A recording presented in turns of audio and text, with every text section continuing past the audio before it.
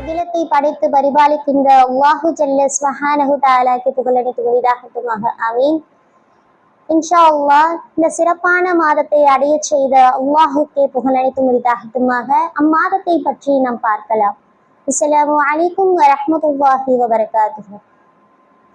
ஏனைய எல்லா மாதங்களை காட்டிலும் ஒரு தனி சிறப்பு பெற்ற மாதம் அப்படின்னா இந்த ரமலானுடைய மாதம் தான். இந்த ரமலானுடைய மாதம் என்பது அல்லாஹ் தஆலா குர்ஆன்ல இந்த ரமலானுடைய மாதத்தை மட்டும்தான் சொல்லி காட்டுகிறான். அதாவது முஹர்ரம், சஃபர், ரபியுல் அவ்வல்ல தொடங்கி துல்காயிதா துல்ஹஜ் வரைக்கும் எந்த ஒரு மாதத்தையும் அல்லாஹ் தஆலா குர்ஆன்ல குறிப்பிடல. இன்னும் இந்த ரமலானுடைய மாதத்தை பற்றி சூரத்துல் பக்கராவில் அல்லாஹ் தஆலா ஷஹ்ரு ரமலான் அல்லதி என்று சிறப்பு படுத்தி இன்னும் அறிமுகப்படுத்தி அல்லாஹ் தஆலா காட்டியிருக்கிறான். இந்த ரமலானுடைய மாதத்துக்கு பல சிறப்புகள் இருக்கலாம்.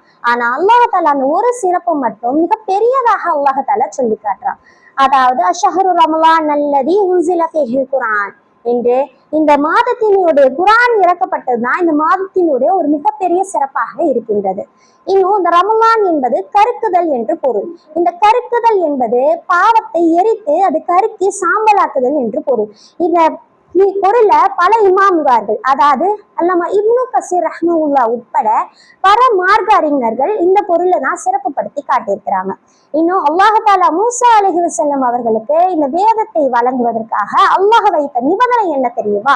அதாவது மூசா அலைஹிஸ்ஸலாம் அவர்களை அல்லாஹ் தஆலா தூர் மலையின் அடிவாரத்துக்கு அழைச்சான். மூசா அலைஹிஸ்ஸலாம் அவர்களும் வருகை தந்தாங்க.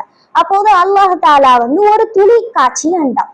மூசா அலைஹிஸ்ஸலாம் அவர்கள் அல்லாஹ்வை முழுமையா பார்க்க ஆசைப்பட்டாங்க. ஆனா அவர்களால முழுமையா பார்க்க முடியல. அல்லாஹ் தஆலா அவர்கள் 30 நோன்பு வைக்குமாறு கட்டளையிட்டான். அவர்களும் 30 நோன்பு வைத்தார்கள். பிறகு மீண்டும் கட்டளை வருகிறது 40ஆக வைப்பீராக என்று.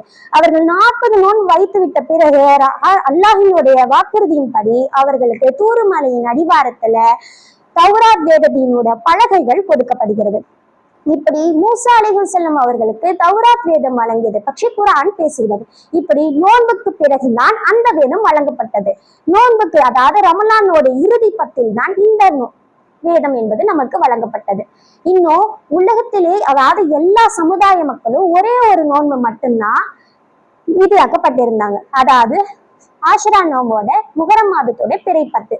இது எல்லா சமுதாய மக்களுக்கும் விதியாக்கப்பட்டிருந்த நோன்பு. இந்த கொஞ்ச நாட்களுக்கு பிறகு இந்த ஒரு மாற்றம் ஏற்பட்டுச்சு. அதாவது ஐயாமுல் ஃபீல் என்கின்ற பிறை 13, 14, 15 இது அமலுக்கு வருகிறது. இது எல்லா சமுதாயத்திலும் வைக்க ஆரம்பிச்சுட்டாங்க. இது வைத்து கொண்டே வருகின்ற பொழுது, அதாவது அதை கூட்டி கழிச்சு பார்த்தா மாதத்துக்கு 3 நாட்கள் அப்படின்னா வருடத்திற்கு 36 நாட்கள். இப்படியே நாட்கள் ஓடிக்கொண்டே போகிறது. நபி ஸல்லல்லாஹு அலைஹி வஸல்லம் அவர்களுடைய காலத்துலதான் இந்த ரமலானுடைய நோன்பு என்பது முழுமையாக கடமையாக்கப்பட்டுச்சு. ஆனா வருகின்றப்ப ஒரு அதிரடியோடு வருகிறது. அதாவது இரவு பகலுமாக வருகிறது.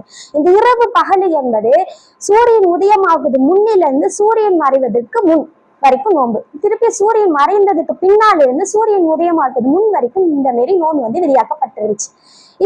இப்படி இந்த விதியாக்கப்பட்டிருந்த நோன்பு மக்களுக்கு ஒரு இட்டுக்கட்டான சூழ்நிலையும் விடக்கூடிய சூழ்நிலையும் ஏற்பட்டுச்சு. இதனால திருப்பி அல்லாஹுடைய கட்டளை வருகிறது. அதாவது பகல் மாத்திரம் மட்டும் நோன்பு வைப்பீராக என்று. இந்த பகல் மாத்திரம் என்பது சூரியன் உதயமாக்குவது முன்னிலிருந்து, அதாவது இருள் நீங்கிற முன்னிலிருந்து இன்னும் சூரியன் மறைகின்ற வரைக்கும் அப்படின்னு சொல்லிட்டு அல்லாஹுடைய கட்டளை. இப்படிதான் நோன்பு என்பது கடமையாக்கப்பட்டுச்சு.